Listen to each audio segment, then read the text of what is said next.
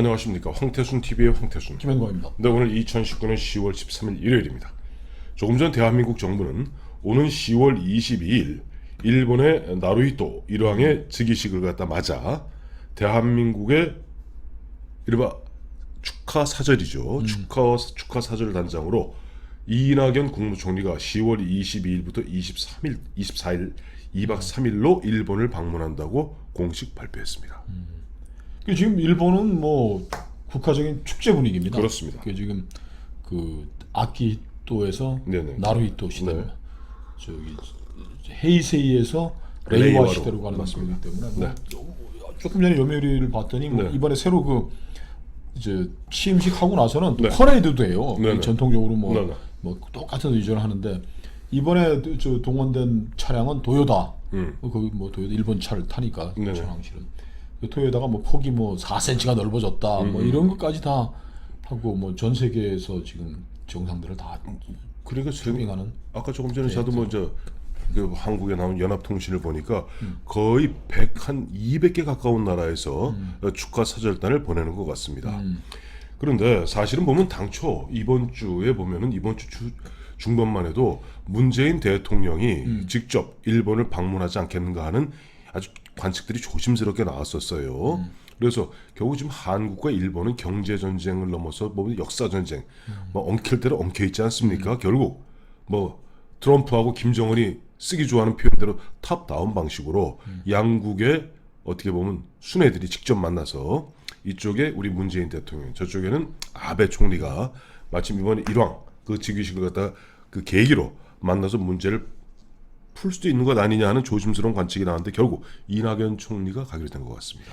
문재인 대통령이 질러 놓은 게 너무 많으니까 쓸어 네. 담을 수가 없죠. 예, 지금 뭐 문제는 작년 우리 대법원 판결 징역 문제에 네, 대한 그 판결에 대해서 네.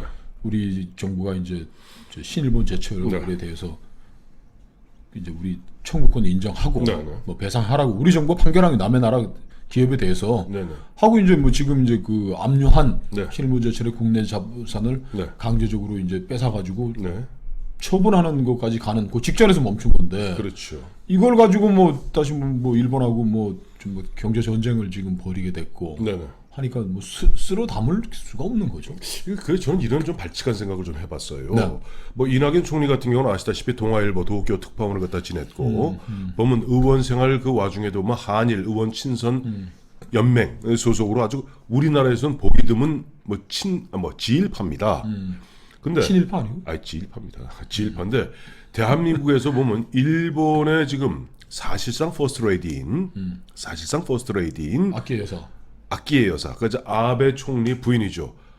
아베 총리의 부인은 아키하고 언니 동생 할 만큼 가장 친한 지일파가 한 사람이 있어요.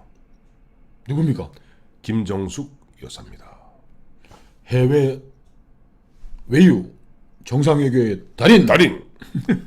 자, 이거 뭐 저희가 무슨 비틀어서 하는 얘기가 아니라 제가 이렇게 보면 황태순 TV에서 이런 말씀을 드리는 거는 그만큼 한국과 일본 간의 지소미아 파기로 인해서 한미일 이른바 협력 체제가 무너져가고 있는 이런 엄중한 현실 속에서 우리가 흔한 얘기 있지 않습니까?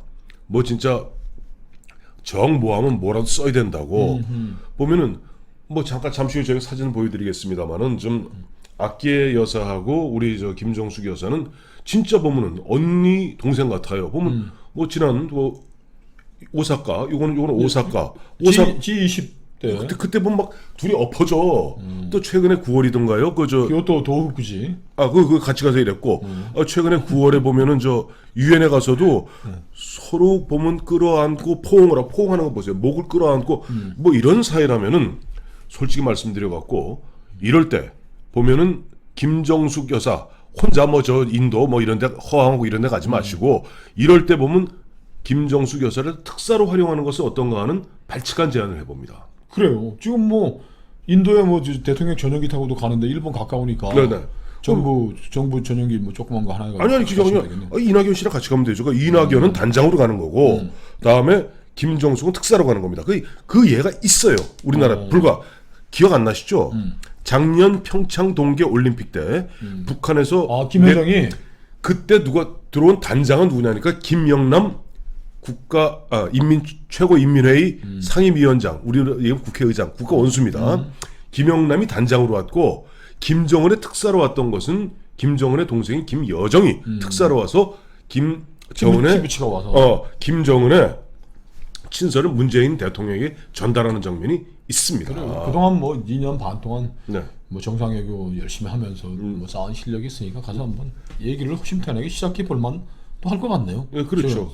듣고 보니까 뭐 좋은 말. 이게 제가 왜냐면 이거는 뭐 진짜 우리가 뭐 김정숙 여사 제가 황태순 TV에서 보면은 김정숙 여사 해외 여행만 나가면 뭐 옷을 몇 벌 갈아입고 입었니 어딜 갔느니 좀 저희가 좀 이렇게 보면 워치했습니다만은 이번의 경우는 사실은 한국과 일본이 지난 8월 22일 조국 사태 때 아닙니까 이때가 갑자기 그날 오전까지만 해도 지소미아 연장 쪽으로 분위기가 잡혀 있었어요. 그렇죠. 비건도 왔다 가고. 그런데 갑자기 오후에 김현종이가 무슨 작업을 했는지 하여튼 보면 당시 보면 그 한국 정부가 지소미아 이제 파기 결정을 했는데요. 그때 바로 그 순간 NSC에서 그 결정을 하는 순간 문재인 대통령 옆에 있는 이낙연 총리의 한번 이를 악문 모습을 보십시오. 그래도 문재인 대통령과 그 김현종이라든지 이런 양반들하고는 그래도 이낙연 씨는 격이 좀 달라요. 그러니까 지소미아 파기가 무엇을 의미하는지를 잘 알고 있는 겁니다.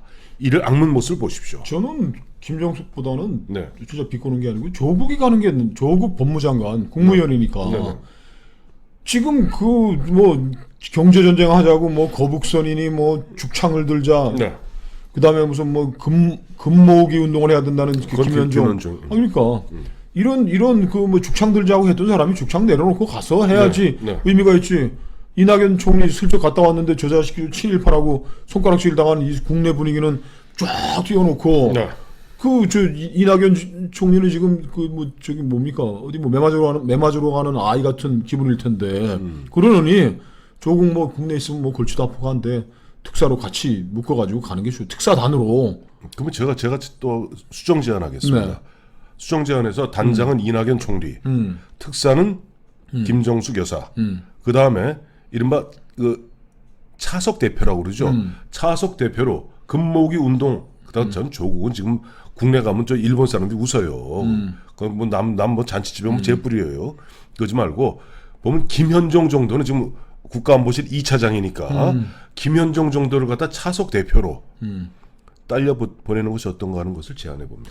근데 이게 뭐 저희가 이렇게 가볍게 얘기하는 건 아니고 이낙연 총리를 지금 이런 형태로 혼자 네.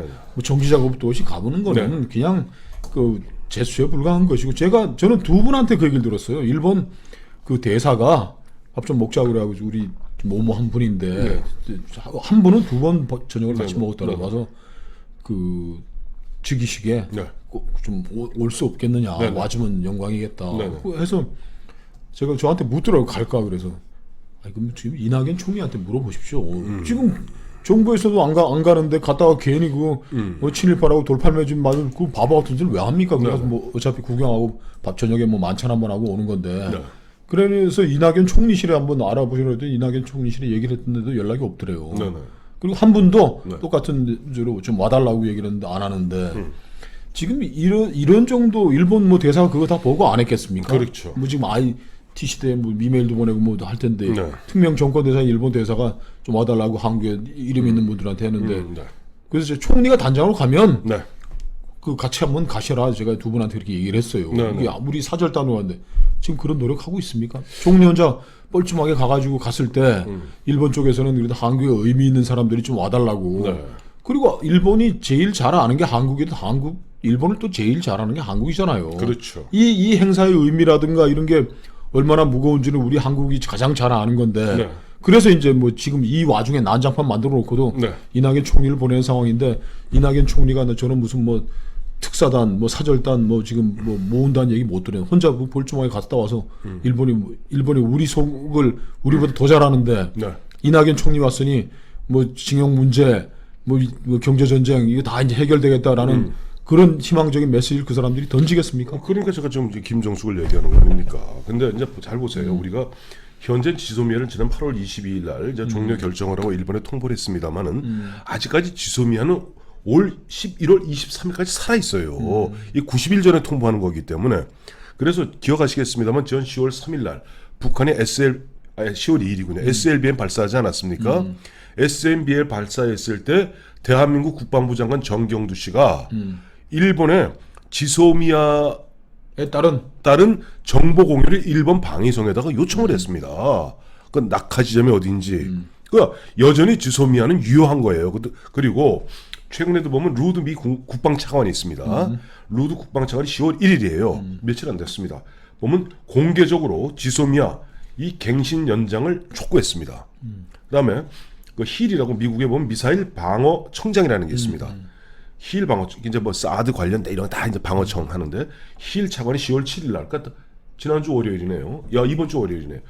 미사일 방어청장이 지소미아를 연장해야 된다. 지소미아가 최적의 지금 방어가 가능하다.